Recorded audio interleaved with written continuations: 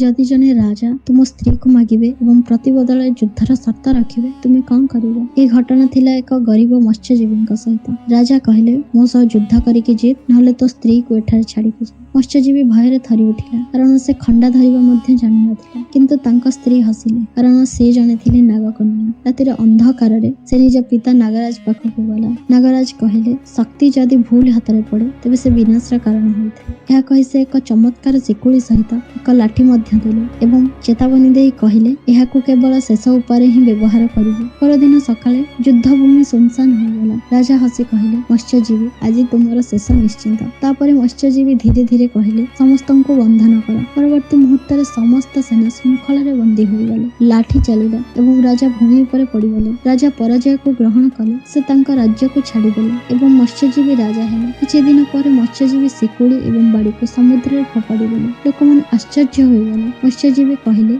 जे राजा हत्यार ऊपर विश्वास करे से असल रे राजा नहीं। से दिन समस्त बुझिले राजा से नहीं जे युद्ध रे जीते। राजा से जे लोकंको मन को जीति पारे। ए कहानी सुनी आपण माने कोन भाबुछंती कमेंट रे निश्चय लिखंतु एवं एमंती रहस्यमय कहानी जानबा ପାଇଁ चैनल को सब्सक्राइब करंतु।